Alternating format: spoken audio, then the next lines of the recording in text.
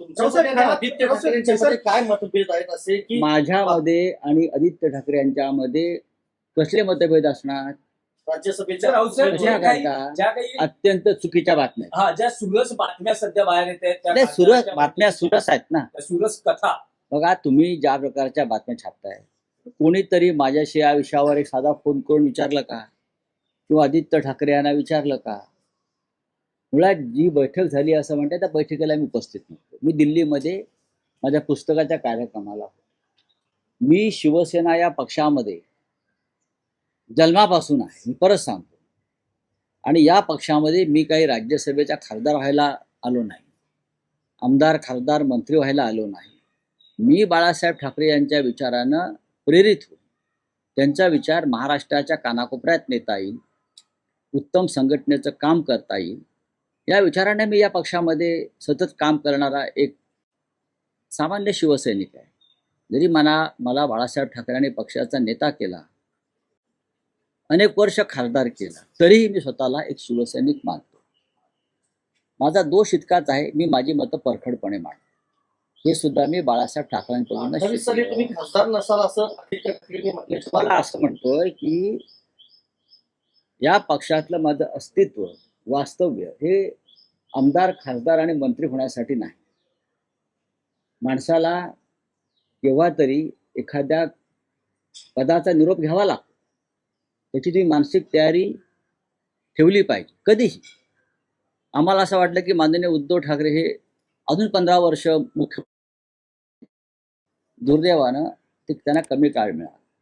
नियतीच्या मनात काय आहे कोणी सांगू शकत नाही. म्हणजे आदित्य ठाकरे राज्यात फिरत नाहीत अशी नाराजी. उद्धव ठाकरे हे पुन्हा मुख्यमंत्री असतील का नसतील? आम्ही त्यांच्यासाठी प्रयत्न करू. आज आम्हाला गरज आहे, आम्हाला सगळ्यांना, आम्ही खासदार आहोत का आमदार आहोत का हे विसरून पक्षावर जे संकट आहे सध्या, फोडाफोडीचं, पळवापळीचं, ते रोखून आम्हाला एक मजबूत संघटन उभं करून पुन्हा एकदा महाराष्ट्रात जनतेसमोर जाणं आणि या सरकारविरुद्ध संघर्ष करणं ही आमची प्राथमिकता आहे. आदित्य ठाकरे राज्यात फिरत नाही अशी नाराजी व्यक्त केली जाते. उद्धव ठाकरे हे पुन्हा मुख्यमंत्री असतील तर या मे मध्ये ज्या विधान परिषदेच्या निवडणुका होत आहेत त्यात उद्धव ठाकरे हे महाविकास आघाडीचे उमेदवार असतील आणि तीच तयारी 2029 ची या मे महिन्यातल्या विधान परिषद निवडणुकीत असेल. एक लक्षात घ्या, माननीय उद्धव ठाकरे जेव्हा 2019ला मुख्यमंत्री झाले तेव्हा ते आमदार होते का? नाही. राजकारण समजून घेतलं पाहिजे, तुम्ही अभ्यास केला पाहिजे. सुनित्राताई पवार डेप्युटी सीएम आहेत, आमदार होत्या का? होत्या का? नाही.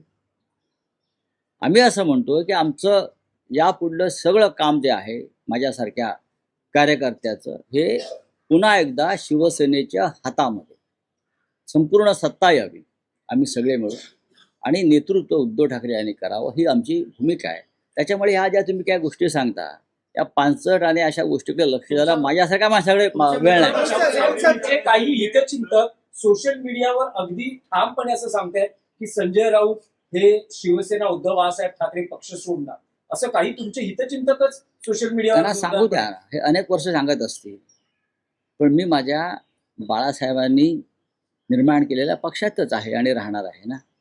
हा विचारही कधी माझ्या मनाला शिवला